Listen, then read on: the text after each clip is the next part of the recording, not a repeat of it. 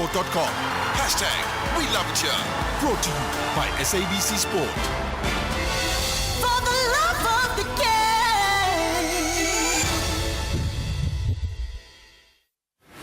game. SAFM Sunrise with Stephen Grootes. Philani, good morning. I should actually call you Mr. Mayor, shouldn't I? Well, you can, but you never know in this day. You're a mayor today, you're not a mayor tomorrow. You want to talk about water? Go for it. Steve, every reservoir for a city like Joburg will have something that is called telemetry. It measures the level or the content of water or the volume of water in every reservoir. Now, it's impossible that a reservoir will run out of water completely without anyone noticing. The telemetry system will inform them. Philani Mavundla is the mayor of the Mvoti local municipality, also leader of the ABC. SAFM Sunrise with Stephen Grootes, 6 to 9 a.m.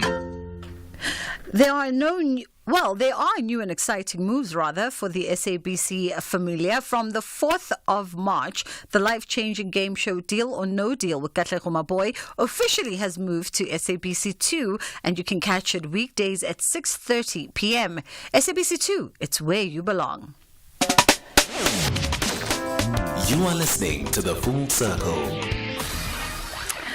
All right, let's get into our first conversation with PhD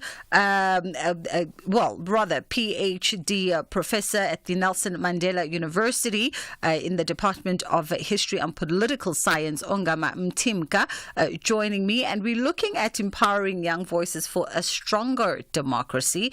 We know the role that the rule of law and respect for human rights are bedrocks, of course, of resilience and peaceful societies. And for this to be applicable, there also needs to be sort of inclusive participation in building these firm political cultures. And youth, particularly, are very much at the center of these conversations. Youth empowerment is a process that involves the young people within our population and other societies, of course, in the process of decision making, both within community and in state. And now, the conversation that has been center focus, particularly leading up to the elections in South Africa, is about the youth participation in this democracy of ours. And we thought we'd speak to Ongama this afternoon and just get a sense for how do we continue to empower young voices in order to build a stronger democracy. How are you doing this afternoon? Good afternoon to you, Susam, and your listeners. Thank you for having me. I'm doing well.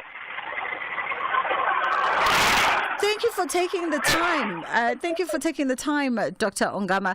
Let's get into, you write in your piece about the critical gap in our democracy amongst young people. And I think perhaps let's get an understanding of what is meant when you make reference to this critical gap in democracy amongst the youth.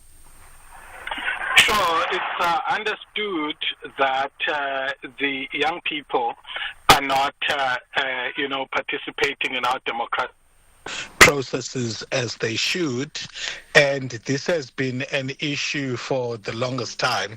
It's not just an issue that affects South Africa, but across the world. If you look at data from the IEC, it shows that the younger age groups from 18 to 21 and then upwards are not, the numbers are not impressive as far as registrations are concerned. And so even though there's been some improvement in the last election, but they still leave a lot to be desired. So in that article that you're referring to, I begin to engage critically with some of the issues that delay young people's participation in democracy and how best we could ensure that those they get introduced early in politics and their participation happens a lot sooner. And I definitely want to get into those key barriers, right, that are preventing youth from participating in civic affairs as well as just the general democracy of the country. What have you sort of highlighted as part of your experience and obviously working on campuses and engaging young people? What are they saying are the key barriers for them that are preventing them from getting into these conversations? A number of things. First of all, how politics is conducted in society is quite interesting.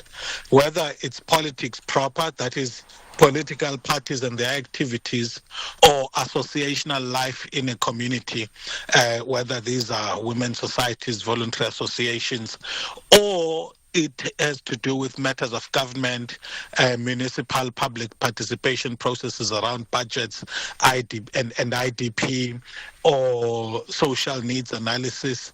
You'll find that those spaces are dominated by people who are older, people who are propertied, and the reason being, that's just how I think it's even culture. Culture makes it even worse in the sense that there are things which are known as indoors abantu abakhulu, you know. So as a result of that, people only get to know about politics and how close it is to their realities once they are at in institutions of higher learning, and then once they leave and become taxpayers or join the mass of the unemployed or the employed. So part of the argument there is that to overcome that barrier in terms of political socialization, families have got to play a role in terms of nurturing young people with a voice. We stop that thing where if young people are starting to speak up for themselves, we see it as a sign of disrespect as parents. Yeah. So instead of shunning the development of a voice, you nurture it still with and be able to encourage respectful engagement, but the parents do not crush their ability to speak. Then in the schooling system, what I've seen, some schools master the art of getting young people right from an early age, foundation phase, to have a voice through the orals that they do, research and presentations. Now, because politics is about voice, being heard and hearing others. So if that ability to speak and to listen is not developed very early, which is, by the way, the basis for engaging in civic life, it is a limitation. Then the next thing becomes, the leadership avenues that are availed in the schooling system, but also in society, whether it's through faith-based institutions or associations that are there in communities. My argument is that all of these institutions have got to play a role in developing, one, young people with a voice, and then people who've got leadership potential, and also participate in elections, at lower levels, selecting class reps and all of those things. Because when people learn the experience of how to choose representatives and what happens once you've chosen representatives to represent you, what happens when they represent your interests and when they do not. Yeah. You cannot expect those people to be able to make decisions about who are the best leaders to lead a country when the ability to choose representatives and evaluate them is not nurtured at a young age. Absolutely. I think everything that you've just said is so important, because I was going to ask you, where is the missing link? What are we not hearing and what are we not understanding? And I think, you've taken it out of sort of the macroeconomics and the macro politics of the conversation, brought it straight back to community to say, let's begin at the beginning by each one teach one in the household. I couldn't have summarized it better. So the colleagues that are involved in environmental in struggles about saving the biosphere always talk about how we need to think globally and act locally. Likewise, this is the argument that we think nationally and act locally within the household. How do we nurture young people with a voice? And how do we give them platforms to lead? And Dr. Ongama, you go on in your piece to say, to those who may feel disillusioned or apathetic about politics, I offer a simple yet powerful reminder. Silence is not neutrality. And you know, we had this discussion yesterday with one of my producers who's a little bit younger, registered for the first time to vote. She finally feels the need to let her voice be heard. And when we interrogate this concept of why have you not put up your hand before to participate in democratic processes, the answer is often my lack of participation is my silent protest. But silence is not neutrality in this particular instance. Absolutely. So there are theories about what rates of turnout do for a governing party or for the major parties. South Africa has got an interesting political system whereby we do not say if we only take a party that wins a constituency only. We have a system of interest representation that is diverse, which allows different groups to go into parliament on proportional basis rather than on the basis of winning big in different constituencies. That allows us to be able to look at parties that are competing and say, I think I like that one and I would like to vote for them because they satisfy me the most in terms of the character of leaders they are putting forward as well as the messaging that they have.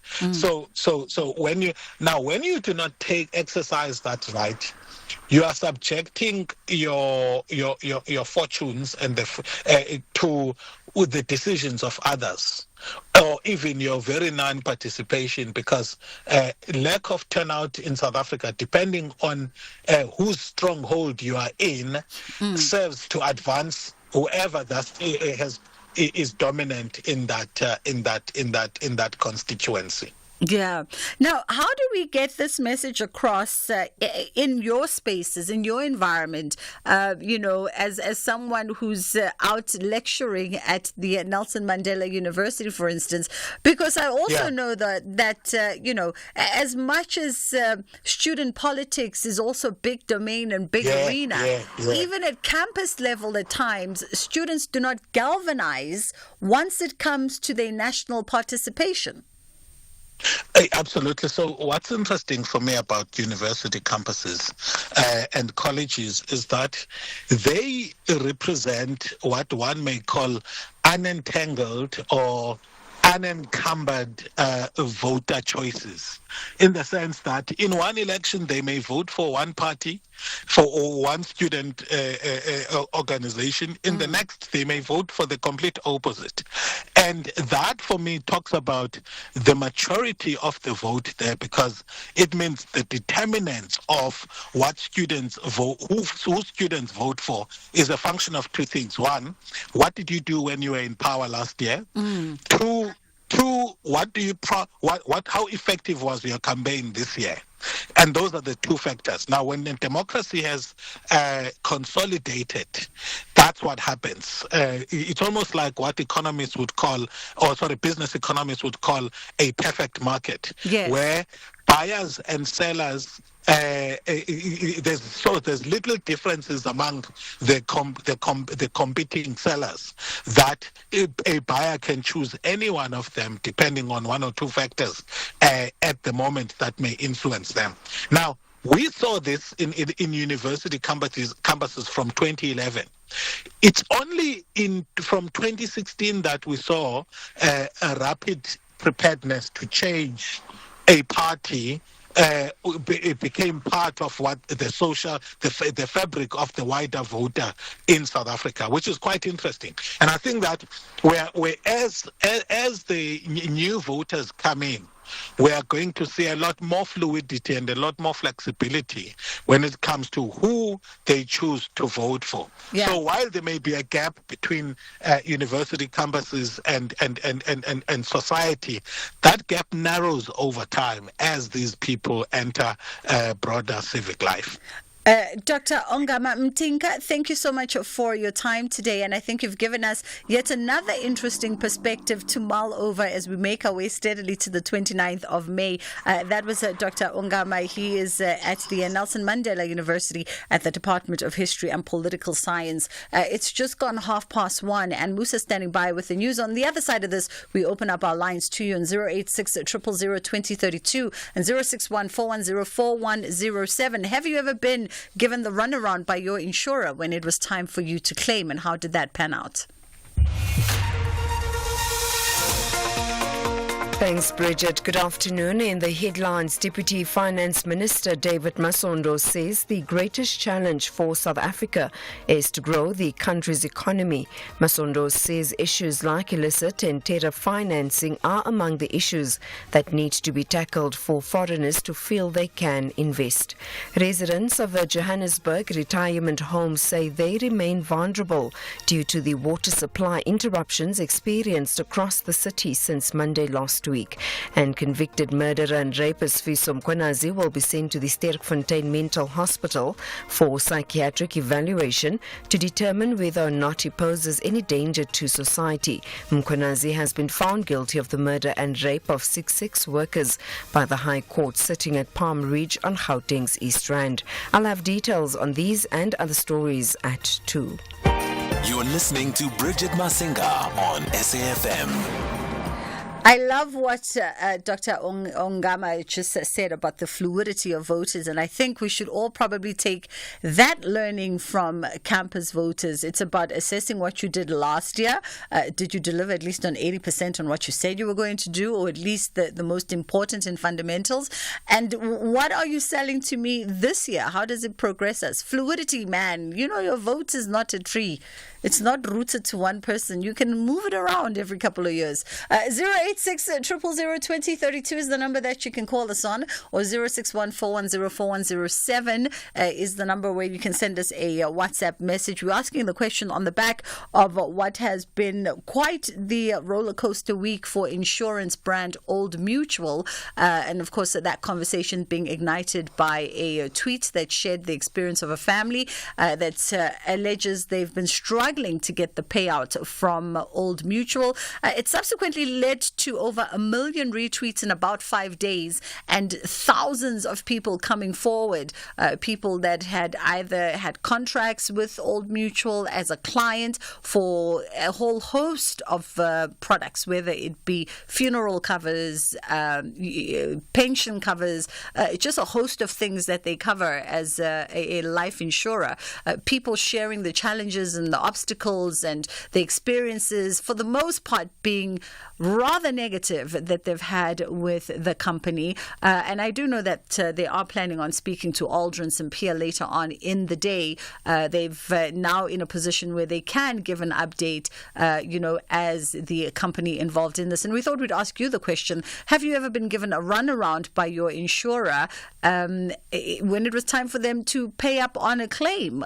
If you can share what was the situation and, of course, the outcomes of it, we'd love to hear from you. And maybe even coupled to that, where does your trust now lie, particularly with insurers? Do you trust that they're going to do what they say they're going to do if all the T's and the I's are dotted and crossed? 086 000 2032. Let us go to our voice notes first, and then we'll come back and we'll go to Lenasia. Let's have the conversation. WhatsApp voice notes on 0614 104 107. Good afternoon. We have had 3 absolutely awful vehicle insurance claim experiences. What they appear to want to do is right off the car. And if you seriously want to get it repaired, one has to then buy back the car from the insurance, your own vehicle that belongs to you, so that they can recoup as much money as possible and then give you a pittance to actually repair the car with no guarantees. That is our experience, and we find it absolutely disgusting. SAFM values your views. Be an active citizen. All right. I see quite a few written WhatsApps. It's always easier if you can send me a WhatsApp voice note. That way I don't misunderstand what you were trying to say. And if you can get it to about a minute, that would be great. But let's go to our phone lines on 086 000 2032. And I think we've got, is it Moodley out in Lenasia? We didn't catch your first name, but we'll go with your surname. How are you doing this afternoon? I'm great. I've been on the air for the last 40 years. Yes. So everyone knows me as Moodley. Okay. And I'm also a Madala. You see, I'm also a very... I've been around this earth for a long time, you know. Yeah, okay. So you got seniority on this. You say you've had some experiences there. Your money being denied for 10 years. That's a long time. You know, I'm just looking at this Bloomberg article, fresh from today, all right? These people had a 45% increase in their profits last year, all right? It went from 5.23 billion the year prior to 7.59 billion in the 12 months ended 31st December. See? And yeah, in the days gone by, I also don't deal with this bank, ABSA. Yeah. Because ABSA is linked to 101 insurance companies, and they have agents all over the show. In question, my agent was based in the West Rand because of my location, and I was promised the excess. I'm working on it as hard as I can, but I'm sure it'll be in a few months' time. That was 10 years ago. Wow. You know? Yeah. So you also get fed up of phoning them. You with me? And you can also detect a lot of lies when they talk to you. So good luck. You got my access. I hope you had a nice Christmas party with it. But I'm over with ABSA. ABSA in my time, when they lost 500,000 customers. You stay. Oh, we lost Moodley out in Lenasia, but as I said, good luck. They have his access now. We've got Janine in PE who sent a message who says our experience has been with Momentum and Bright, still not resolved and escalated to Insurance Ombudsman, and now Old Mutual. They're all the same. 061-410-4107 is our WhatsApp line. 086 000 2032. Usbonelo out in Emlazi. How are you? I'm good, man. How are you? I'm fantastic. Go ahead. Anyways, I'm sorry. You know, what I'm going to say is going to be a bit of a problem, but you find that the insurance companies have all the policies in place. Now, the problem starts with how they apply those policies, and then the employees don't really understand how to apply them. Mm-hmm. You know, I had an incident last year where there was a riot and my car got damaged in a riot. When I went to claim with the insurer, the people that work for the insurance company didn't really understand how the claim is conducted. I had to teach them how the claim is conducted, you know, and then I had a very bad experience. I had to cancel the insurance afterwards. But basically, it's not always the insurer itself. Most of the time, it's the people who work there who don't really understand what it does and how those things are supposed to be applied to individual situations.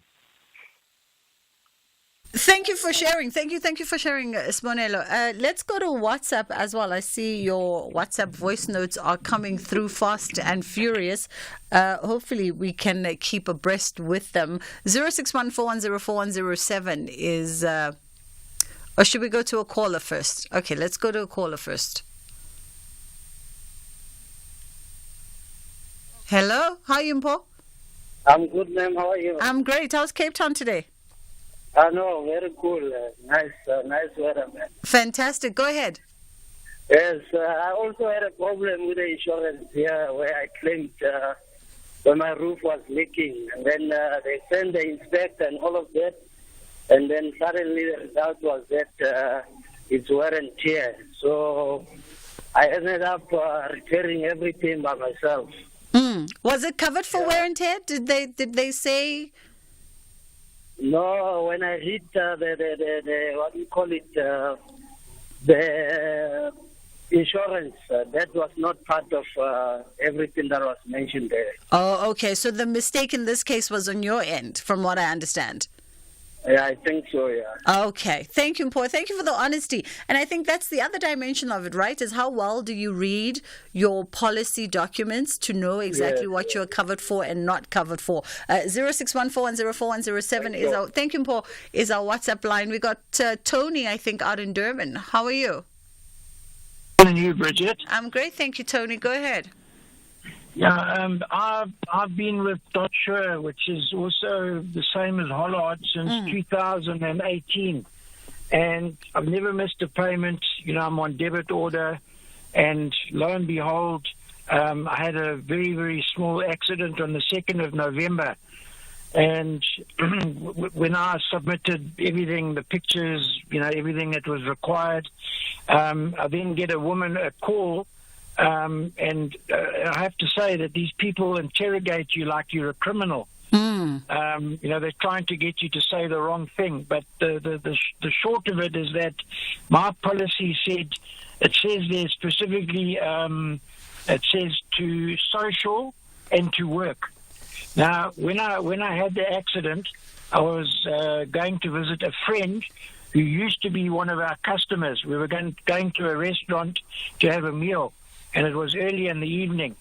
Now, I've been, since November, since the accident, the damage was only about 12,000 Rand. They go out of their way to try and belittle you and say, no, you were using your car for business. And yeah, I've got to a stage where I'm not giving up. I'm going to the short-term ombudsman.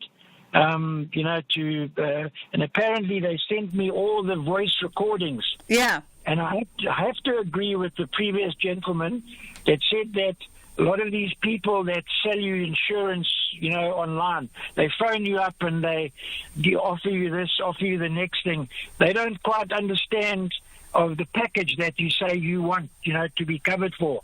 Because I remember specifically, I'm a general manager in Durban, and I know I go to work, and a couple of times a year I might have to go and visit clients. And I told them this. They said, is it private? Is it business? I said, well, 90% is private, 10% is business. Okay, no, we've got the right policy for you. Excuse Tony. Accident that happened in November, they're telling me it's business, you're not covered. I'm sorry, Tony. Sorry for that experience. That was a Tony out in Durban. And yeah, I don't, thank you for sharing, Tony. I think when it comes to car insurance also, perhaps it's best to just insure your car as a business, because either way, you're running around, and I stand to be corrected, but I think that's just always the best option, because you're running around between meetings and work and home, and because if you say it's a private car, it means that, you know, should you be in the unfortunate situation of being caught in an accident on your way to a business meeting or something else, then, you know, the insurer will lean on that, sadly. And I think it also, some of the onus maybe lays on us as, you know, clients to also better understand and better interrogate. And if you don't understand, keep asking, like, what do you mean? You know, give it to me in the plainest English. What do you mean? Very important. 086 000 2032 0614104107 on WhatsApp. Let's go to WhatsApp. Hi. To the SAFM listeners. You know what I've learned? I used to think that insurance is a scam personally myself, but this is what I've learned. You know, sometimes we as clients, we don't read our policy documents. We don't read what we actually covered for and what we're not covered for, and for what events are we covered for and what events are we not covered for. So we basically assume that, okay, now so I've got insurance, therefore everything will pay out whenever I've got a claim. No, you need to know what you covered for, how much you covered for it, in what event are you covered for. Then it makes it easier. Even when you claim, you know for sure that even when, let's say, for example, your claim is rejected, you know how to go about in terms of fighting that claim, because you know this is what I'm covered for, this is how much I'm covered for, and on what event am I covered for. Even in your vehicles, know your excesses. People don't even know how much their excesses are paying, you know. So those, I have found that they help a lot. Hi there. With regards to the insurance industry on the whole, I believe that there should be a truth commission on this industry. It's a rip-off. The regulatory bodies are useless. So is the cell phone industry as well. So I concur with all those disgruntled customers out there. It's just not Old Mutual, but most of these insurance companies, and so goes with the cell phone industry. Thank you, Ronnie from Durban. Thanks for sharing, Ronnie. I think I've got Esther in Polokwane. How are you? Thanks, yourself. I'm great, Esther. I'm great, Mama. Go ahead. I bought a phone from the clothing stores and I had it insured. And the best thing is that when they give you the insurance, they don't elaborate what is exactly needed when you come to claim. They just tell you, you just go to the police station with the ing. So when I got there, they wanted the original number, because I had taken out the number the SIM card I bought it on, and I put my old number. And I don't know what happened to it, or I just threw it away or gave it to somebody, I can't say. So luckily, I went back to the network with the invoice, and they punched the date and they gave me the number. But it was after about 8 days going up and down, in and out. And I had to tell them that when you sell us these things, you don't tell us some of these smaller things. Yes. And we don't think they're that important. But when we claim, you come up with a lot of things. And when you deduct our monies from the banks, you don't do all these funny things. But when it's time to claim, that's when they come up with a lot of stories. Absolutely. Mom, Esther, thank you for sharing. And I'm glad at least it got resolved on your end. It's so important. I also learned that lesson very early on in the years of using cell phones, that when you take a contracted cell phone with a particular number, that number has to be in usage. In that device when it's time for you to claim. Unless, I think maybe they've probably amended it a little bit now, because now I normally just upgrade and then I throw away the new number and I keep my old number and my phone is insured. But now, I don't just throw it away. Yes. I write it behind the invoice. Right? Very then important. I know that I've got. Very important. Thank you, Mom Esther. Also, another important thing to know about cell phones is if you buy it at a store, and then you walk out and you have not insured it, you cannot double back to insure it a couple of days later, because you've taken it, you inspected it, everything was fine, you went home with it. You cannot come back 5 days later and say, "Kupa insurance on that handset." So it's very important for you to insure it right there and then. I think they give you like 24 hours or something for you to be able to insure it if you physically bought it at a store and then you want to insure it. I stand to be corrected. Different rules apply if you get your cell phone delivered to your house. Then there's a different set of rules for that. Otherwise, you just insure it in your household insurance or in your car insurance. Sometimes even easier and cheaper, in fact. Let's go to Anonymous in Klerksdorp. How are you? Hi, how are you, Bridget? I'm great, thank you. Go ahead. Good. Look, our grievance was specifically with Discovery. I mean, to put the spotlight on the extent to which they were prepared to investigate. You know, we were hit by a drunken driver. who someone passed away. The guy fled the scene and ripped off our car in the process. And, Discovery sent their investigator to go in so far as check the restaurant where we were the previous night to see if we weren't drinking. And, they went to the extent of even checking our banking statement without our consent. What? To try and refute the claim.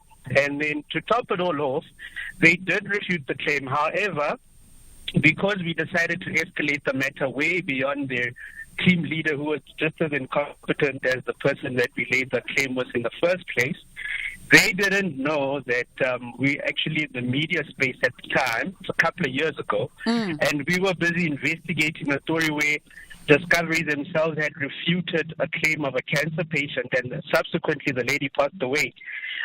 They didn't want to authorize her claim for medication and chemo or something to that effect. So we had to threaten them that we'd leak this story to whoever's willing to help us, because we needed them to settle the vehicle that was subsequently written off. They, after a big runaround, eventually they did actually settle the claim. Wow. But I want absolutely nothing to do with them. I wouldn't encourage anyone, really. Yeah. And that device that they have hanging in your window, it's actually a trap, because that's where they actually see how you brake, how you drive, where you go, how frequently you leave the province, just so that they can, try and get out of a claim. And another thing is that I have to take a final call. Let's just a few more seconds, and then I have to take the next call. Yes, I was just saying they also liaise with the companies without your consent to get your tracking report to see how you are driving. So that. Thank you so much, Anon. Also, just read the fine. I know that fine print is, and I'm just also sharing loose advice. Please don't take my word for anything that I'm saying in this conversation. But I think the other important thing, especially when you are dealing with sales agents for insurers on the phone, because those phone calls are recorded when you are initially taking your product, literally ask them, what important thing do I need to know? What thing is going to hamper my insurance claim down the line that I need to know? Because a lot of us don't read those T's and C's in the policies when they come. I mean, it's like 20 pages. No one's got time to read that. So I literally always emphasize, what's the important, the thing that will hamper my claim? Tell me that thing, so that if I have an issue, I can double back and say, go back and listen to my voice recordings. How many times did I ask y'all, what do I need to know? And you didn't tell me. Not that it's foolproof, but just as a thing. Dudu, how are you? I'm good, and how are you? Go ahead. I'm currently experiencing a challenge with Sanlam. Last year, I was diagnosed with cancer, stage 3, not 1, not 2, but stage 3. So I'm fighting for my life. They've declined my claim. So sorry for that. So they declined my claim due to non-disclosure of information that they said I did last year in March, of which I requested some information, those documents, to be sent so that I can see. Unfortunately, the handwriting on those forms, it's not my handwriting, and it's not even my signature. So now I reported the matter to Ombudsman, and Ombudsman said it must go to arbitrator. So the arbitrator can sort this matter within. But if I'm not happy, I must go back to them. So the process has caused a lot of strain and challenges on my health. Because last month I was supposed to go and do chemo. I couldn't do chemo because of the shock when they were telling me that they cannot give me my claim. My red blood cells and white blood cells dropped drastically. So the doctor couldn't do the chemo because of my low blood and white blood cells and red blood cells. So it's even this month again, last week I was supposed to do chemo. Again, my white blood cells were also low. Sorry to hear that, Dudu. I'm so sorry, and I think even more sorry to hear about the diagnosis, and hopefully, you find strength and healing. But so sorry to hear about the experience. You shouldn't be having that, particularly at this stage of your battle with cancer. Hopefully it gets resolved. Hopefully somebody was listening who can help. Kids Corner Corner is coming up. This program is brought to you by SABC Education. Enriching minds, enriching lives.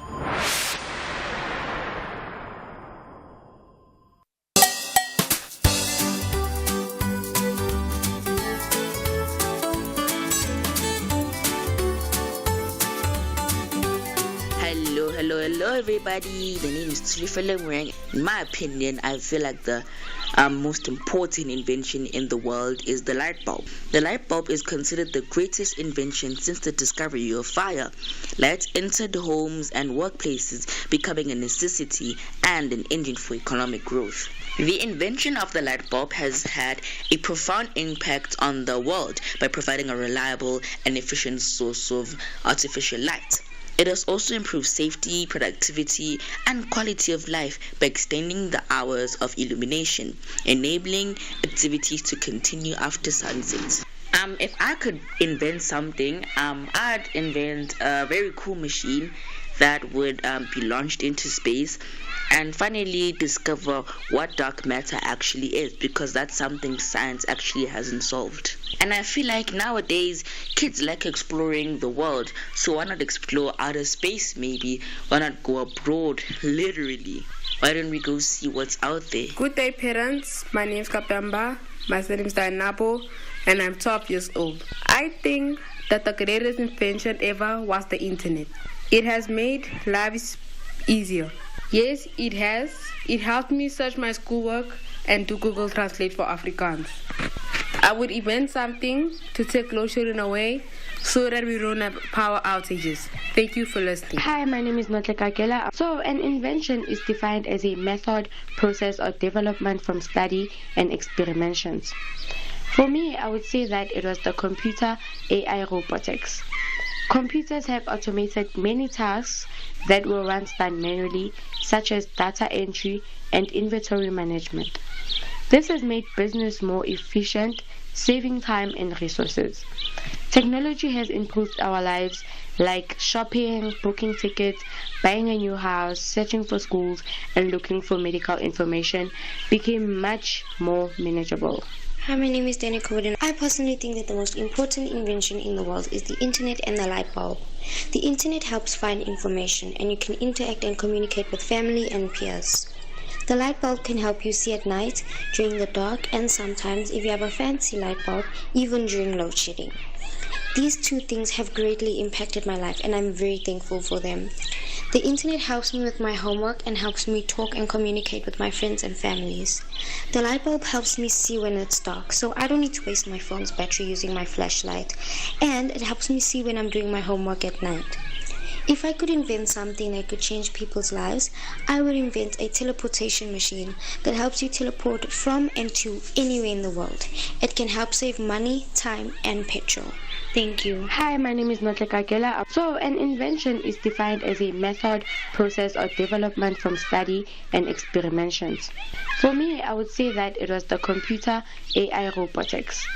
Computers have automated many tasks that were once done manually, such as data entry and inventory management. This has made business more efficient, saving time and resources.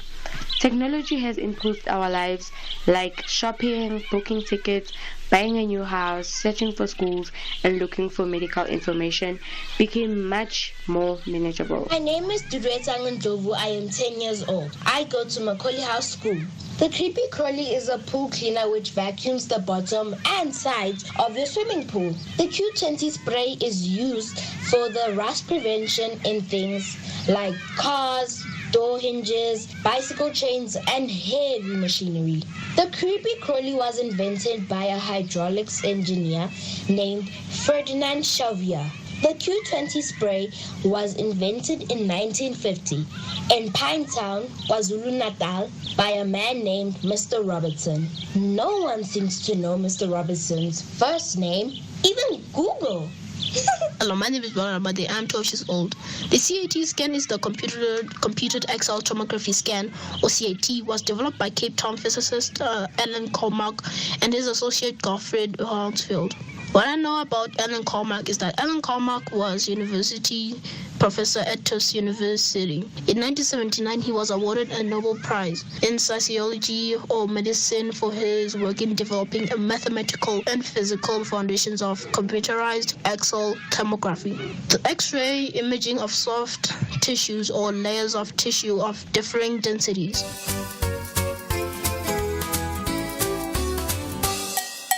Hello, friends. When you see the things around you that makes your life easy, do you ever think of how it was first someone's idea? Well, learning the innovation mindset helps you develop important skills that will benefit you as a thinker, a learner, and a creative. Furthermore, the ability to think innovatively will be important as you enter the workforce in a world that is changing quickly and that presents intricate problems in the field of technology, healthcare, the environment, and the global economy. Today, let's talk about one of the many important inventions in history, which is the mobile phone. Many of us today cannot visualize our lives without a mobile phone. It is an efficient means of transmitting and receiving information and communication. Today's program is a reminder that let your imagination run creatively wild.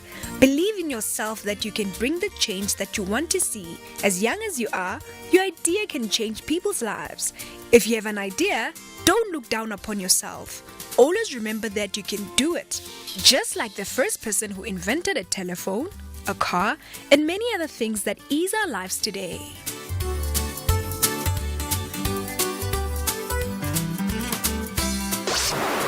This program was brought to you by SABC Education.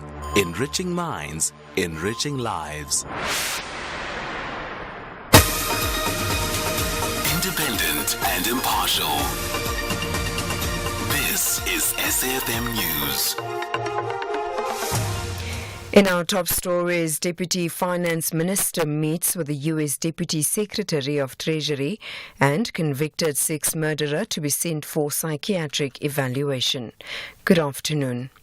Deputy Finance Minister David Masondo says the greatest challenge for South Africa is to grow the country's economy. Masondo says issues like illicit and terror financing are among the issues that need to be tackled for foreigners to feel they can invest. He says investment is important to address poverty and unemployment. Masondo was speaking at a meeting with the U.S. Deputy Secretary of the Treasury, Wale Ademo, in Pretoria.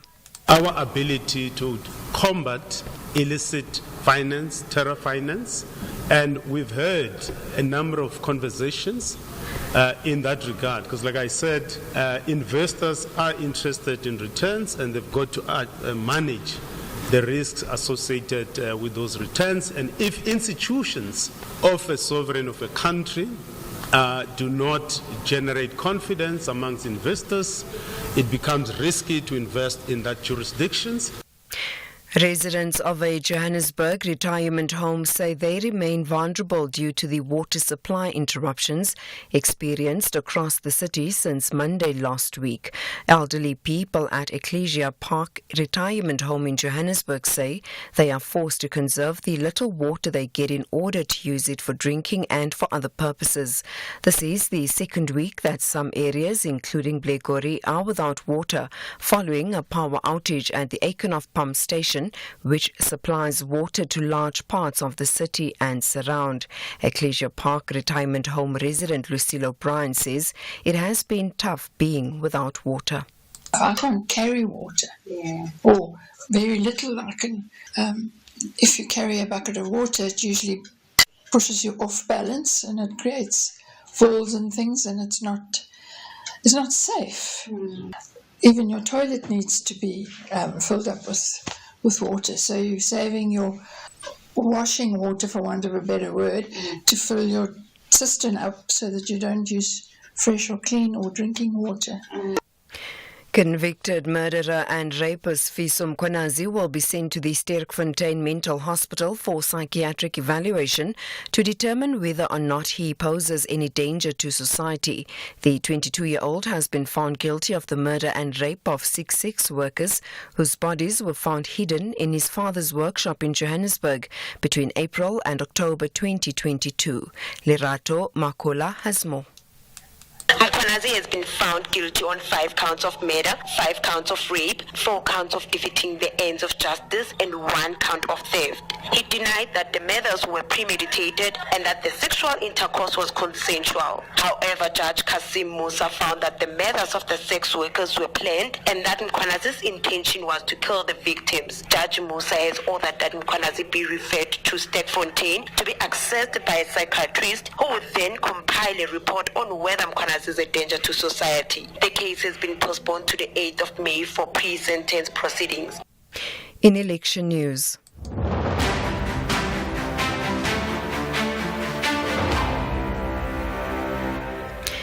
No power, no vote. That's the message from angry Phoenix residents in the north of Durban. Some community members have threatened to boycott the upcoming general elections if electricity is not restored, saying they've been in the dark for days now as the municipal workers' strikes continues into week 2. These residents were among several groups who took to the streets. Me, I'm not working, I'm collecting grants, so I buy food and put in a fridge. So my food now, I throw it away. I got no lights. We want the power and water too. How long they want you? Otherwise, we can't vote. No power, no vote. And we still need power. So if there's no power, there's no vote. Children are writing exams. How are they supposed to study if there's no electricity? Further field, and finally, 2 people have been killed in the latest Russian drone and bomb attacks in Ukraine's eastern Sumy and Donetsk regions. A Russian bomb hit Meyerhorod in Donetsk region, killing 2 and wounding 5. The Sumy Regional Military Administration says there were casualties as a result of a Russian drone hitting an apartment block overnight. It says 30 apartments of a 5-story residential building were damaged, with 15 of that number being destroyed. Recapping the top story, the Deputy Finance Minister David Masondo says the greatest challenge for South Africa is to grow the country's economy. He was speaking at a meeting with the US Deputy Secretary of the Treasury in Pretoria. For SAFM News, I am Anne Musa. SAFM 104 to 107 nationwide. FC Kong will put their best foot forward to grab maximum points on home soil to run away from the danger zone. Meanwhile, RB Leipzig enjoys every moment in the top half and want to keep climbing to the top. This is the Bundesliga, football as it's meant to be. Experience the German style of the game. FC Kong versus RB Leipzig on Friday, 15 March at 9:30 p.m. Live on SABC Sport on DTT Channel 4. Also available on SABC Plus and SABCSport.com. # We Love It Here. Brought to you by SABC Sport. For the love of the game. A problem shared is a problem half solved. Don't ignore mental health, emotional wellness, gender-based violence, HIV/AIDS, adherence to chronic medication, the COVID-19 pandemic, and various other challenges. Let us help you and your loved ones. Contact Lifeline South Africa toll-free numbers on your mobile phone, 0800 012 322 or 0800 150 150. Alternatively, WhatsApp 084 922 8808. Lifeline South Africa, mental and emotional health for all. This is an SABC-supported initiative. The Full Circle with Bridget Masinga, Monday to Friday, 1 to 3 p.m.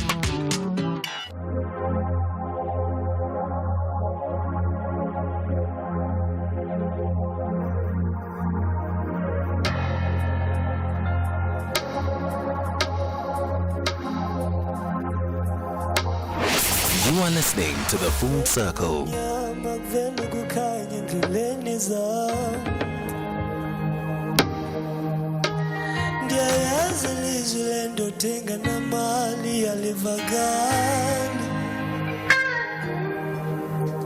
Ndiyakuthanda ntombazana, ndiyakuthanda manyanyan, andazi ndenze kanjani.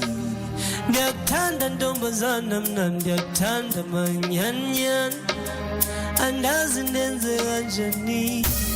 Ndiyakuthanda ntombazana, mna ndiyakuthanda manyanyan, andazi ndenze kanjani. Ndiyakuthanda ntombazana, mna ndiyakuthanda manyanyan, andazi ndenze kanjani. Ngama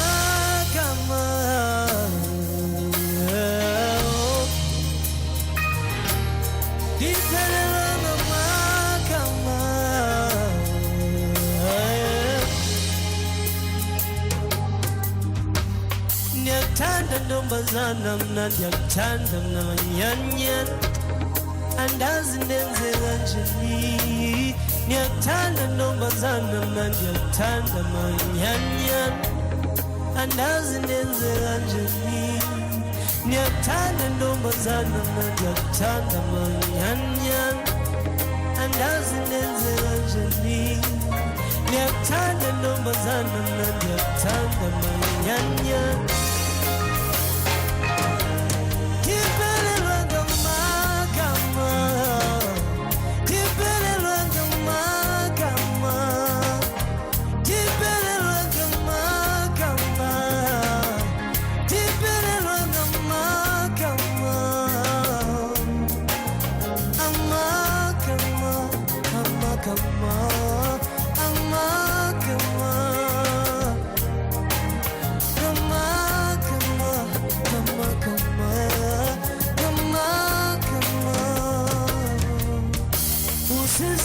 Samsamala dressing kuseles in melodies of sepsiga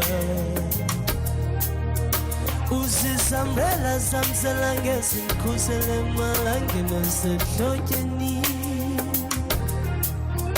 Ulikomolamle chocolate limnandi jenge tofolats Andazinenze ranjanin Funa makamanenyan Funa makamanenas Funa makamano tando Funa makamana man Funa makamane nas Funa makamano tando Smakatu zokusela Pagati weza kuitela Pagati weza pusela Smakatu zokusela Pagati weza kuitela Pagati weza pusela Umago ndiyakuthanda mna Umago yanikaza mna Umago ndiyakuthanda mna Umago ndiyakuthanda mna Umago yanikaza mna Umago ndiyakuthanda mna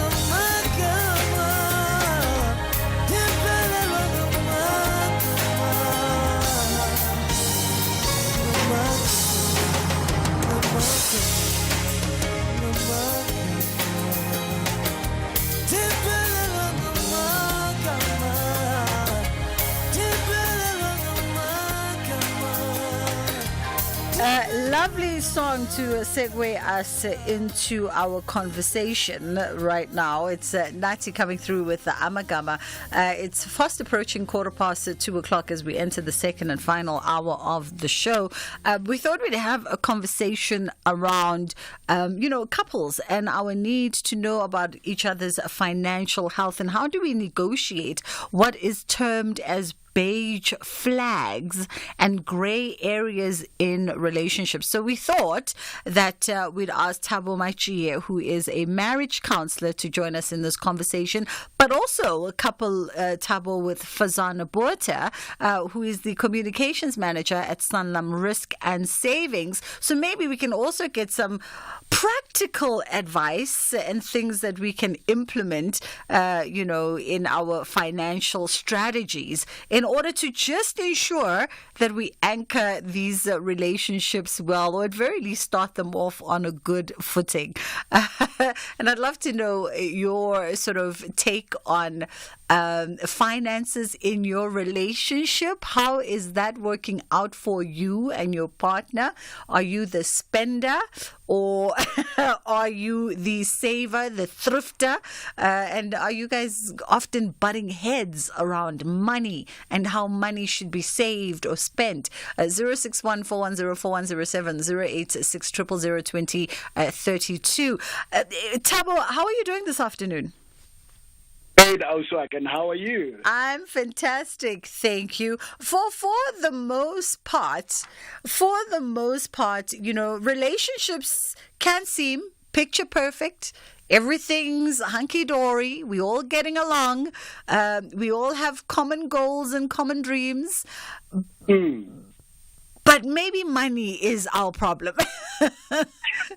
Maybe how we approach money and our relationship money is where we struggle. Are you finding that couples are maybe getting better or getting worse when it comes to navigating the relationship around money matters? What I always say, which I believe so much, is that money is not a problem. The abundance or lack of it is not really an issue. The issue is how we relate to money and how we relate when there is no money. So that is where the problem is in most relationships, because you find people who meet while the other one is doing better and the other is not, or they are both doing well together, but the relationship still struggles.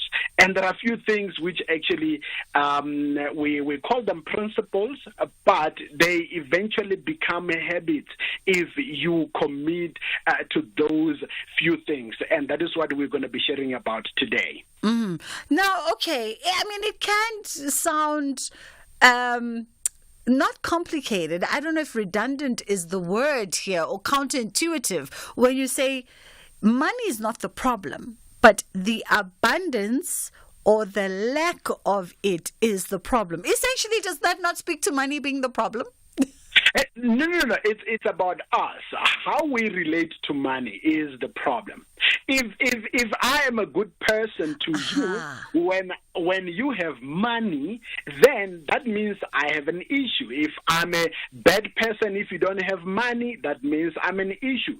So hence I'm saying it is how we relate when we have or we don't have the money. Because when money is there, it basically helps us to enhance our way of living, to achieve whatever that we might want to achieve. But if it is not there, can we still commit to one another? Can we still say, oh, by the way, the foundation upon which the relationship stands is still solid, with or without money? If we fail to cement that foundation, unfortunately, whether we have or we don't have money, it is still going to be an issue, because we are not able to relate to each other in the absence of money. You know how we live nowadays. Yes. You know, you are asked, are you making money, or else they just size you based on the car that you drive, the job that you do, and then somebody thinks, oh, this one is a good partner, And unfortunately, in many relationships, you've got the spender. I don't want to say overspender. you have the spender and you have the money maker in most relationships. It's here and there where you find mostly that there is either both spenders or both money makers. So those dynamics play a major role in terms of how we relate. Because if someone is a spender and where now you are an accountant, a typical accountant, every cent count, then you're going to have an issue with that person, because the moment they see $100 getting into their account, they want to use it, while you're thinking, oh, let me plan. Maybe I can invest 20 rands of these 100 rands. So you see that the way we relate to money as individuals and now in a relationship can either be the issue more than the money itself. I see. I got you. Let's jump in, of course, Fazana Botha here, who is the reason why we're having this conversation, having written this particular article, how to navigate beige flags and gray areas in relationships. How are you doing this afternoon, Fazana? Very well, thank you, Bridget. Thanks for having me again. It's a pleasure. Okay, let's start by understanding, before we can even navigate them, let's start by understanding what are we talking about when we talk about beige flags, because we've obviously heard of, the green flags and the red flags, red for danger. What are beige flags? So, a flag is something it's indicative of something, right? So when we're referring to beige flags, we're talking about quirky behavioral things. Now, as Thabo was saying, it's not about the actual asset, it's not about the money, but it's more about your behavioral aspects around money, and do those things align with your partner or your family? And it's those clashes in your behaviors that tend to cause the friction or the tension over time. So these flags are indicators that we need to look out for to see, are they something that are of great concern, or is it just a small indicator? It's like a check engine light to say, hey, this could be a problem, maybe I should give it some attention, or this is not really a problem, I can live with it, but at least there's an awareness around it. I see. Okay, so we're not talking deal breakers here. We're not talking things that are beyond repair. We're talking, as you say, quirks and perhaps little indicator flags of saying, wait a minute, we could work on this. It can get better. Yes, absolutely. And I think often we have discussions about our red flags and, those are the deal breakers. But it's actually better, instead of getting to a point where you're dealing with full-on red flags, it's probably a better thing to continuously take and see, are there certain behaviors that are quirky in the moment over long term? If I'm looking to marry this person, if I'm looking to build a life and raise a family, could this become a problem? And could we work through it now? Becomes a red flag. All right. It's 20 past 2 o'clock. Let's take a quick break here. But 086 000 2032 is the number that you can call us on, or 061 410 4107 if you'd like to send through a voice note. I wonder, in your current romantic relationship, is money a factor in the sense of, is it causing friction between you and your partner? Is one person the spender in the relationship and the other person the saver, and you guys are struggling to figure out how to find a balance there? Or maybe you found a balance over the years and things really have worked out for you, and you've got some tips that you could share with some of our listeners. 061 410 4107 is the number you can WhatsApp us on. SABC Sport remembers the fallen hero, the legend of the beautiful game. Spiwe Dr. Mnandi Mkhonza, a great football analyst with a unique language that hits straight to the hearts of the fans. Tactically, the teams are in a different level, and the quality also shows.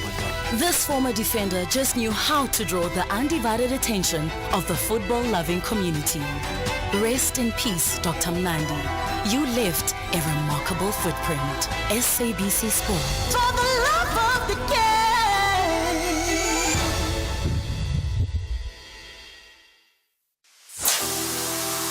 The SAFM University Debate Challenge is back. Join us for the 1-hour debate on This Week Today with Oliver Dixon from 6 to 7 p.m. on Friday, 15 March 2024 at the SABC Gqeberha Studios in Eastern Cape. Rhodes University will take on Nelson Mandela University in what promises to be a nail-biting debate. The SAFM University Debate Challenge is an independent and non-partisan progressive initiative seeking to develop confident communicators, critical thinkers, and empowered global citizens. If you want to attend the debate, you can email info@safm.co.za. SAFM, leading the conversation.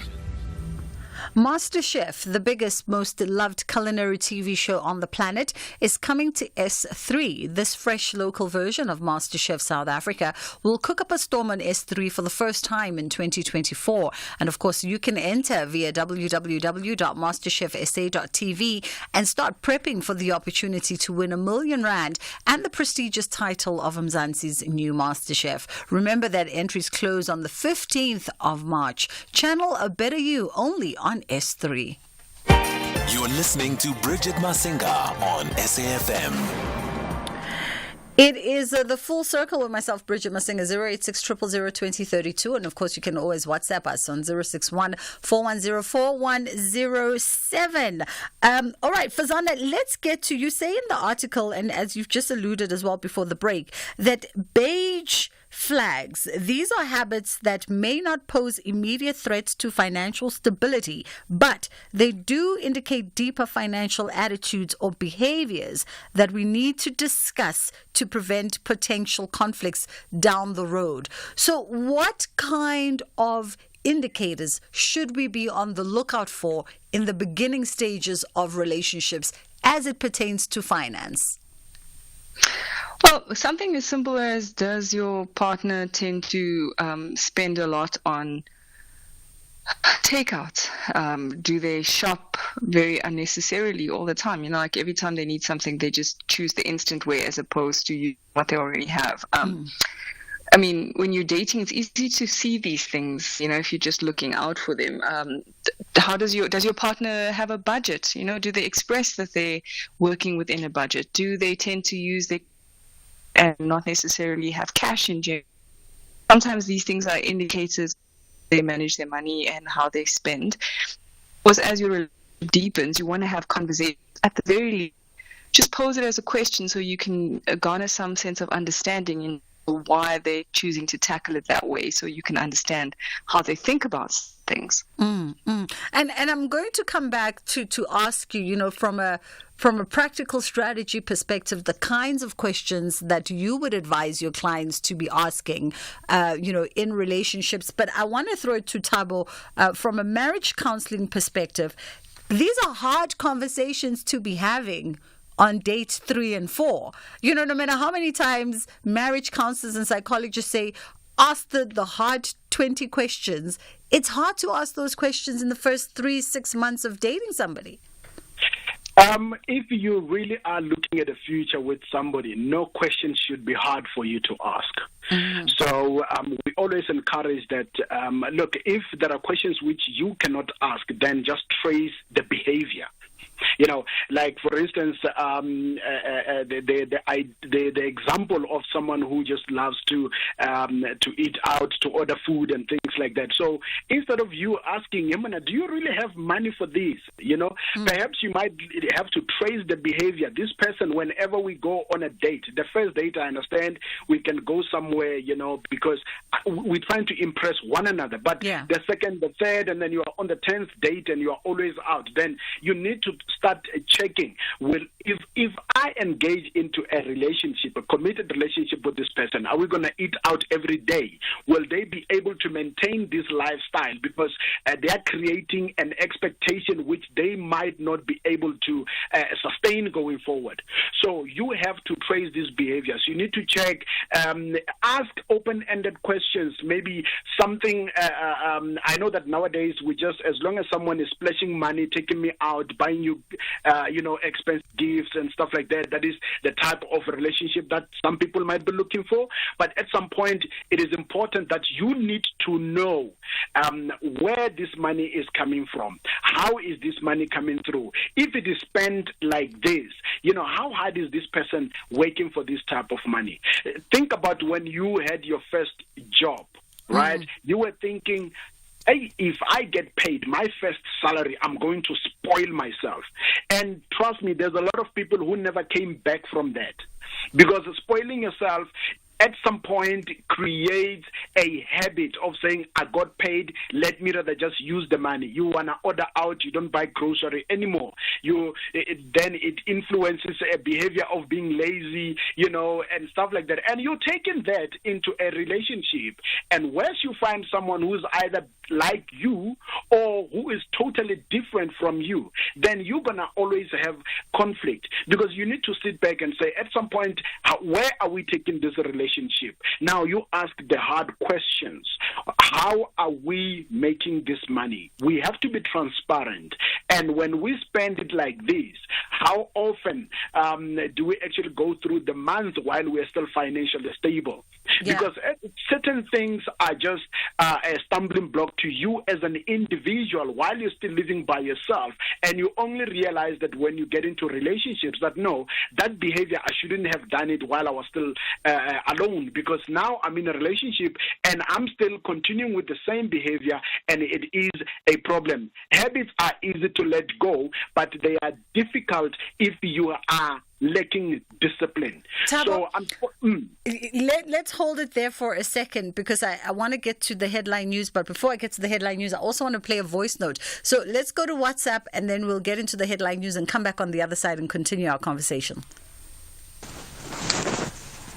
Good afternoon, guys. I hear all your comments about, relations to money or money in general, money not being the problem. I just want to say the problem in my relationship, there's not enough money coming in, and that's just it. I don't care who's going to say what. There's just not enough, and, that's a problem of maybe most South Africans.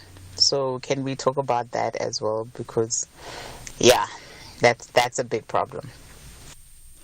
And we'll come back to the other side on the other side of the headline news and continue this conversation. Good afternoon. Thanks, Bridget. In the headlines, interviews for the new Deputy Public Protector kick off today. Parliament's Justice and Correctional Service Committee will interview 7 candidates for the position. Deputy Finance Minister David Masondo says the greatest challenge for South Africa is to grow the country's economy. He was speaking at a meeting with the U.S. Deputy Secretary of Treasury in Pretoria. And the U.S. says it expects a transitional council to be in place in Haiti over the next 2 days as the violence-ridden country is left without a leader. I'll have details on these and other stories at 3. The Full Circle with Bridget Masinga, Monday to Friday, 1 to 3 p.m. We are talking all things money in a relationship, how to navigate around beige flags and gray areas. So these are not deal breakers per se, but indicators that cause enough concern for you that need to be addressed in a relationship as it pertains to money. And we're in conversation with marriage counselor Thabo Machie and, of course, Fazana Buerta, who's the communications at Sanlam Risk and Savings. And Fazana wrote an article around beige flags, which is why we come to the table with this conversation. Fazana, and let's talk perhaps about even how these beige flags, as we've been trying to unpack, can really impact the financial dynamics of a relationship. Because even our voice note that says perhaps just shifting the focus and talking about when there isn't enough money coming in, but money's still not the deal breaker, I'm sure, in this case, but it's just the recognizing that there isn't enough coming in to sustain us. Yeah, I think our listener made a valid point. There's often instances where there just isn't enough. But even then, your money behaviors and your money perceptions and way in which you handle the difficult situation is the make and break for a relationship in that dynamic, right? So if I don't have enough money, but one of us has different goals than the other, and then we're not moving in sync in terms of our decision making and our spending under those difficult circumstances, consequently, you're going to have friction in the relationships, whether it's lots of money or no money at all. Having alignment in terms of, okay, this is how we're going to navigate this difficult situation. These are the things that we can do to cut back.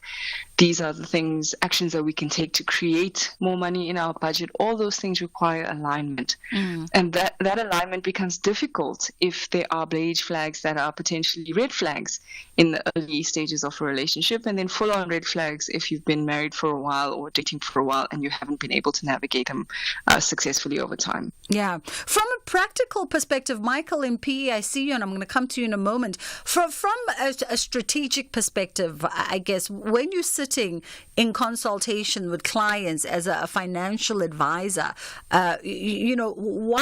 what should we be focused on when we're assessing whether or not we are in a financially healthy situation as individuals and as individuals coming together? I think it's important, especially in relationships, there's a lot of emotional aspects at play, right? And that's why it's so important to have a financial advisor, a good one in your corner. So it helps to create that mediation and that objective view of what's going on. So what that advisor could potentially do is help each person to take an account, almost do like a balance sheet, and individual balance sheet and reflect, what are the inflows and outflows of money? What is my debt situation like in each individual set of circumstances? And then what does it look like collectively? So having that lay of the land will help each person in the relationship understand what is their contributing factor to the money coming in and the debt that we have, and then what are their behavioral things that are causing some of those things.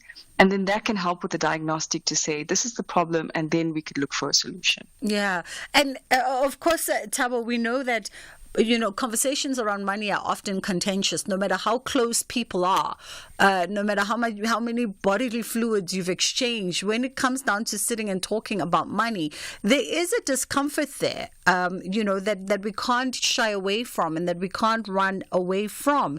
Even in relationships that perhaps there's no longevity plan, there's no marriage per se that people are working towards.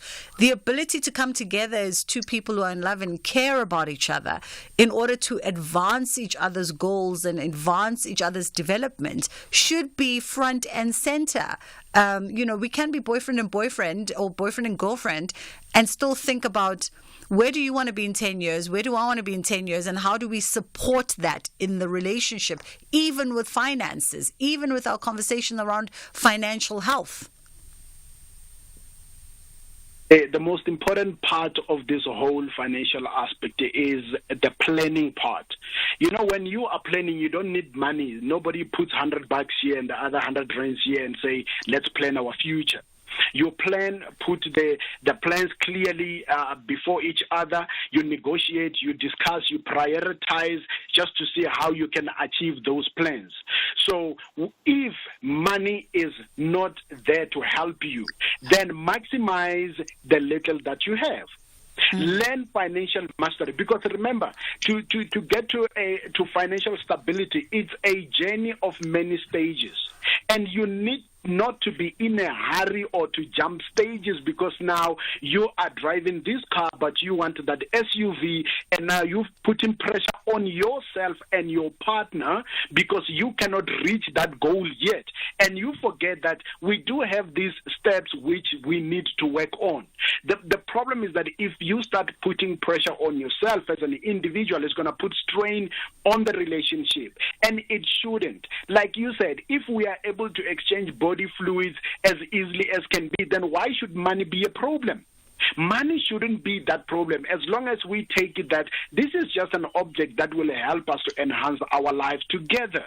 So if you make it like a priority in your relationship before everything else, unfortunately, you are going to put pressure on yourself, on the relationship as a whole, and it is going to break.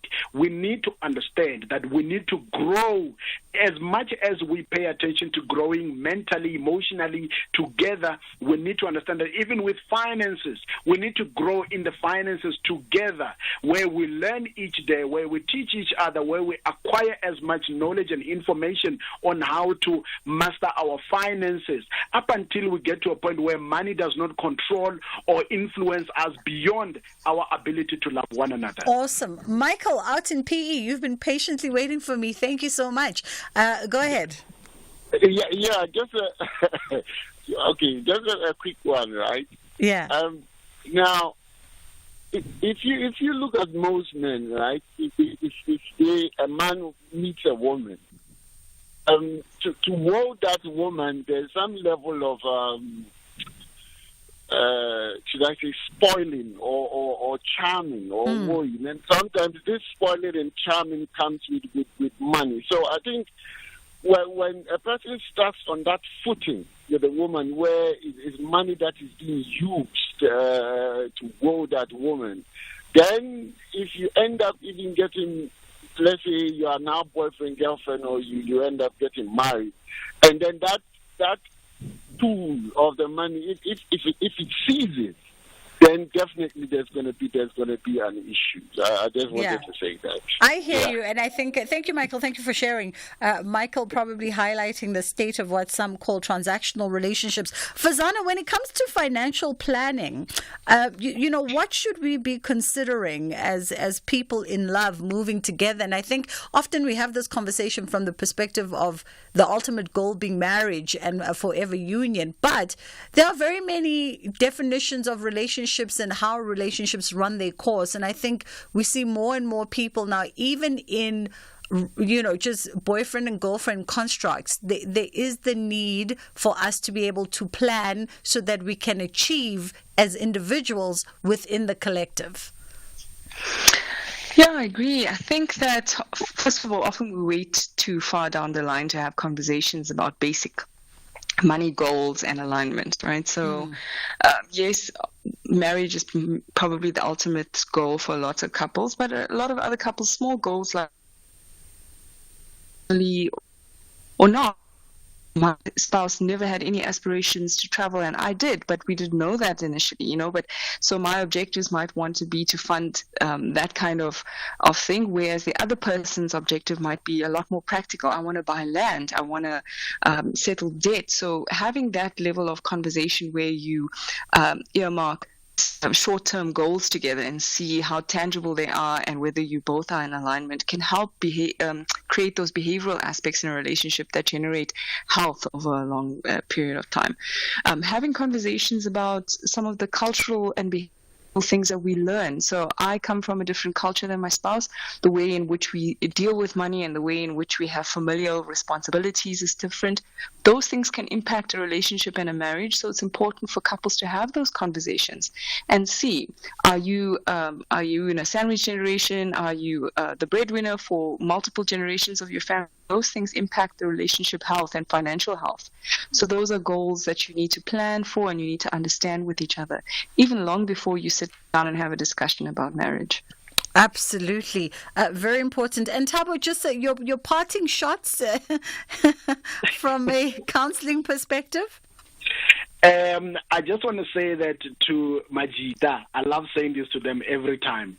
Please do not woo a woman with something that you know you're not going to be able to sustain for as long as the relationship exists. Yeah. So if you see a lady you like, present to her who you are more than what you can give, because she's most likely to get attached to what you give. And if that goes, then she goes with it, you're going to cry.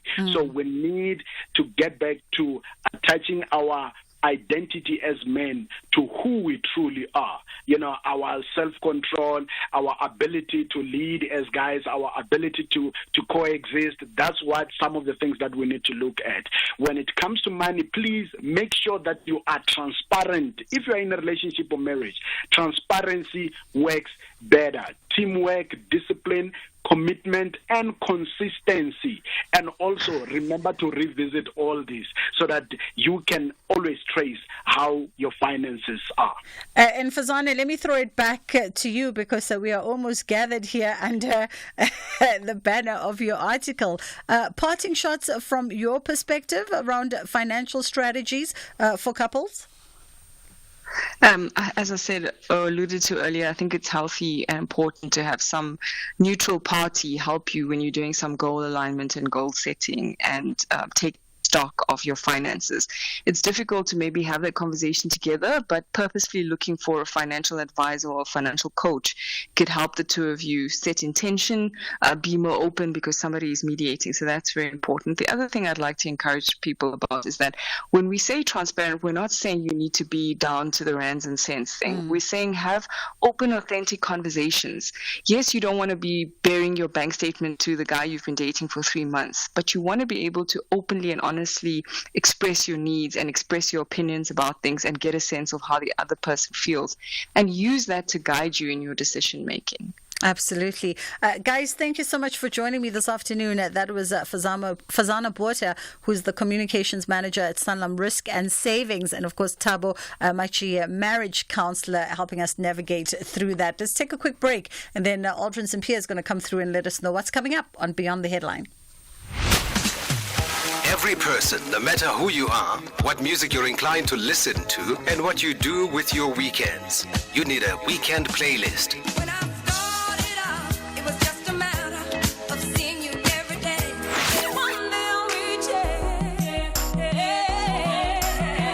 It's that musical mix of music that accompanies the lazy weekends, whether catching up with friends and family or just taking some time to reflect.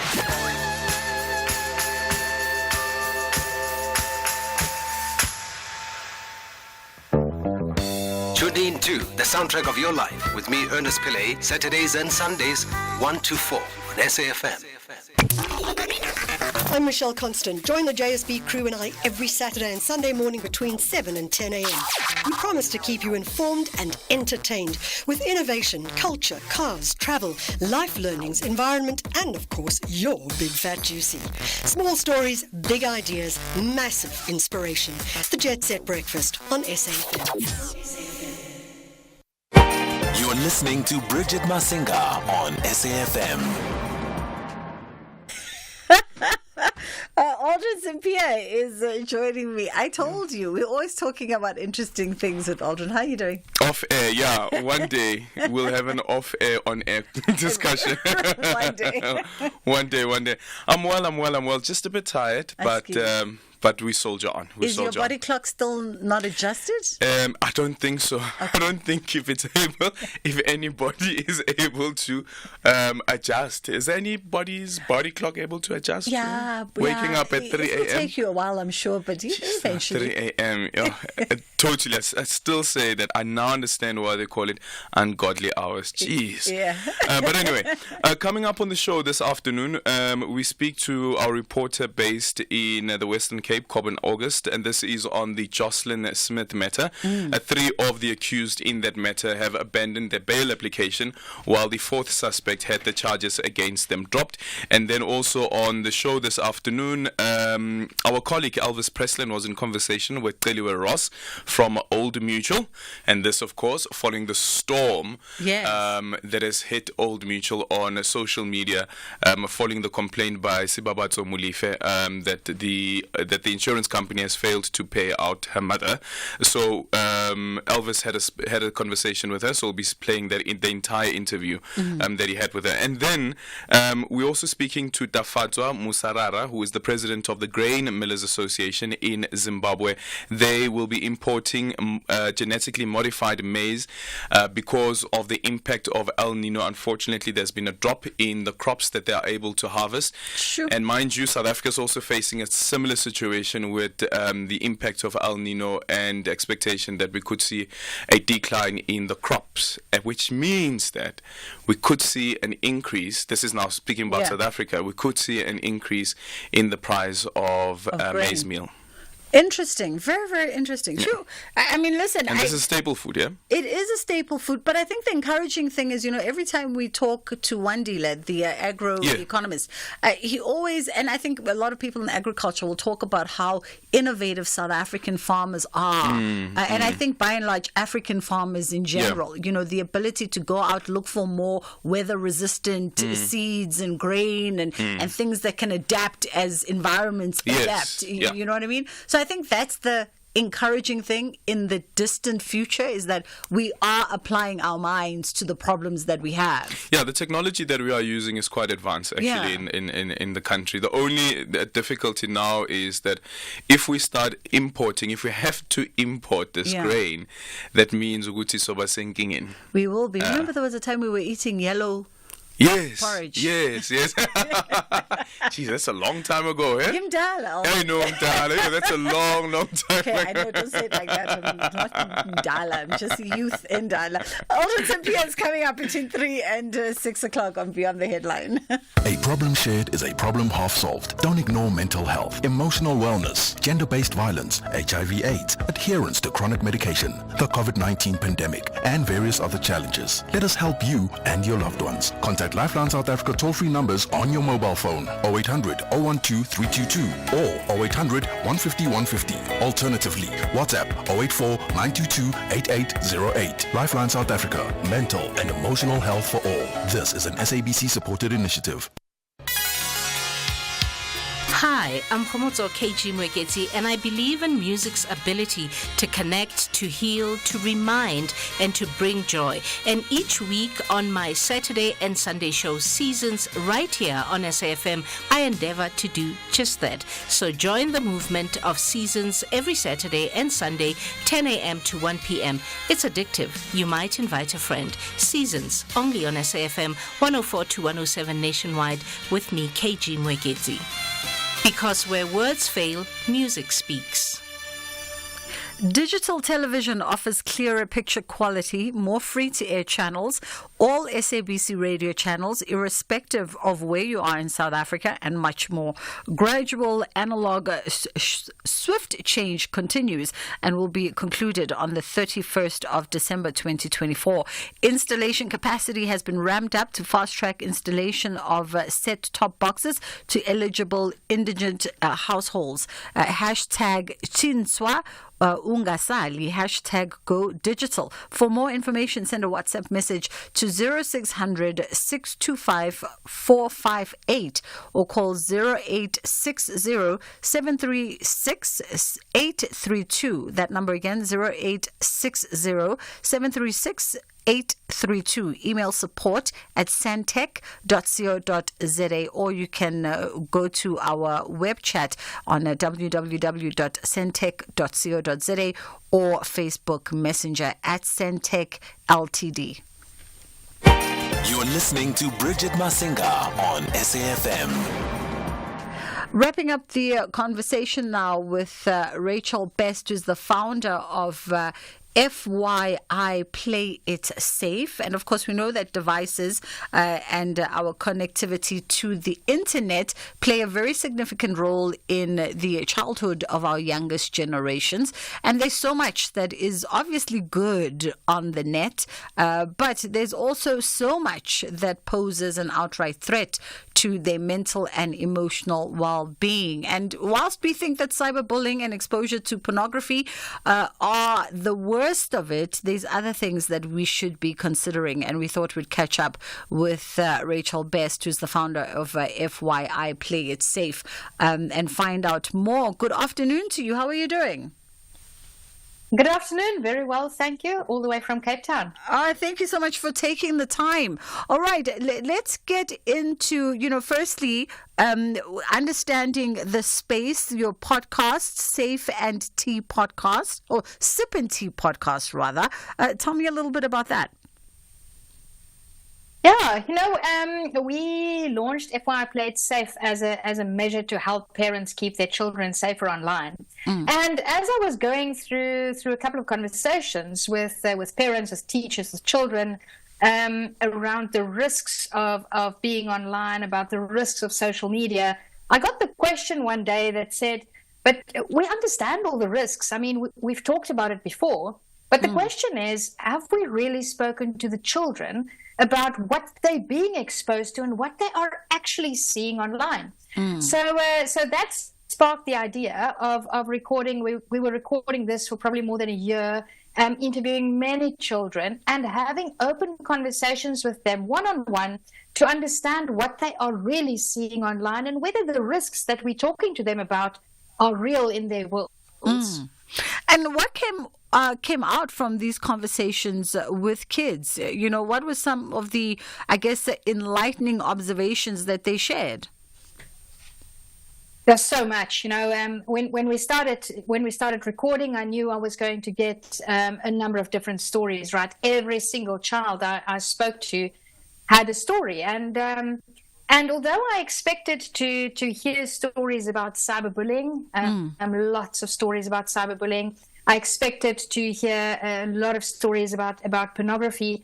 I think what struck me the most was the exposure that our children have to upsetting content. And by upsetting content, I mean the level of violence, the level of gore that they're seeing on a day-by-day basis just by being online. And in terms of, the sort of the insights for parents and educators, what practical advice then comes off an exercise like this and an engagement like this that parents and educators can then take forward to make these spaces and these interactions a little bit safer and way more filtered for younger audiences? I think I want to say two things, right? The first thing is that children want to talk about their experiences. So, we always talk about the bond between the child and the parent, the trust relationship.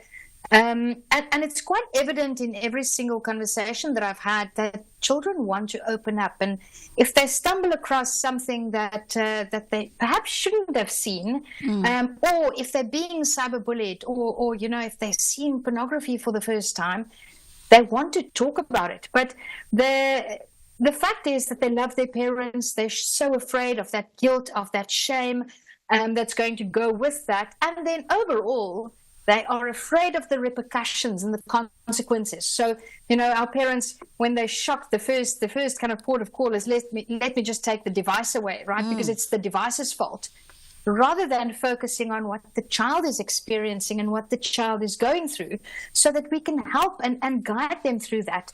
The second thing that I do want to say is that of all the children I've spoken to, a handful of them, and literally a handful of them, had controls in place, such as screen time, such as parental controls, such as a monitoring app like FYI Play It Safe. But at the end of the interviews, I asked them, if you were sitting next to a parent, giving his child a device for the first time, what would your advice be to that parent? And every single child, 100% of them, said, please, parents, implement screen time. Please put parental controls on your children's phones. And please check their phones to see that what they're getting up to online is a safe place for them, and that you have the opportunity to talk to them about what they're actually seeing. Very interesting indeed. And I guess this speaks to the question, which was probably the most loaded question that you asked during these sessions. What's the worst thing you've seen online? And the responses were? I'm getting goosebumps as you asked that question. The one boy, I'm going to tell you some of the stories. So the one boy said to me, I saw someone die in front of my eyes. And then he went on to say that at 13 years of age, his best friend committed suicide on a live link on Discord. And he was sitting there watching his friend committing suicide, which obviously, it shocked me to the core. I cannot imagine that a 13-year-old have to go through this. Another boy said to me he got sent a link. Also on Discord, he got sent a link that took him to a video it was a 2-minute video clip of people committing suicide one after the other in the most gruesome way possible. Then I had someone telling me about, if you go onto YouTube and you search for a series, it's called Don't Hug Me, I'm Scared. Now, if a parent goes and search for that, and if you watch the first 30 seconds of that series, you might think, this is kind of age appropriate. But this boy said he watched the whole of the first season, and it was very realistic, like body parts being cut up, and he was talking about people being eaten out of cans, and things like that. That's very realistic impressions that our children are actually seeing. There's a lot of stories about gore that's shared, for example, traffic accidents that we see, and that links to that gets sent on, and the gore that people just send around is unbelievable. And then maybe, that's the violence and the gore side. The other side was one boy telling me that he got invited to a server that was helping people who suffer from anorexia. It wasn't helping them to get better, but it was promoting them to get worse. He said, and the images and the content he saw on that group of people suffering from anorexia upset him so much. So the range of this upsetting content is unbelievable. I mean, the mind can't even, wrap itself around just seeing those visuals as a young 13, 12, 14-year-old. As we wrap it up in my final moments, in our final few seconds, just on some advice, Rachel, that parents could implement to just better safeguard their children. And I know we alluded to some, but maybe even a practical platform or link that you would advise. Definitely. So I would advise parents to implement screen time settings and parental controls. You can use something like Google Family Link. It's a platform that's for free. It works across all different devices. And then I would definitely advise people to go and have a look at the FYI Play It Safe app. So FYI Play It Safe, it's available on the Google Play Store, is there to alert parents when their children actually engage with some of this content. So it monitors for signs of depression, self-harm, suicide. It monitors for when your child engages with online predators, or when they get exposure to adult content such as pornography or drugs. Yeah. And it sends the parent an alert then. So yeah, it's available in the Google Play Store, and there's more info on www.fyiplayitsafe.com. Rachel Best, thank you so much for the time today, founder of FYI Play It Safe. That is how we wrap up the show today. Thank you so much for always choosing to be in conversation with us. We don't take it lightly. Absolutely appreciate you sharing your quality time with the Full Circle. From myself and my team, we get to do it again tomorrow, inshallah, God willing. Hi, my name is Kutlwana Masote, your host of Weekend Sundowner Classics, every Saturday and Sunday afternoon between the hours of 4 and 7 p.m. exclusively on SAFM. Now, this is where you get your best classical music jams on any radio platform. Join me every Saturday and Sunday afternoon between 4 and 7 p.m. Weekend Sundowner Classics. Do business big. Sign up to selected Telkom Business LTE and fiber deals and get a free NSBC voucher worth 3,950 rands. T's and C's apply. Independent and impartial. This is SAFM News. In our top stories, 7 candidates to be interviewed for new Deputy Public Protector position, and US expects formation of Haiti's Transitional Council within 48 hours. Good afternoon. Interviews for the new Deputy Public Protector kicked off today. Parliament's Justice and Correctional Service Committee will interview 7 candidates for the position. It became vacant when Koleka Kaleka was appointed as Public Protector late last year. The committee received 44 nominations for the position before cutting it down to 7. Celine Merrington reports.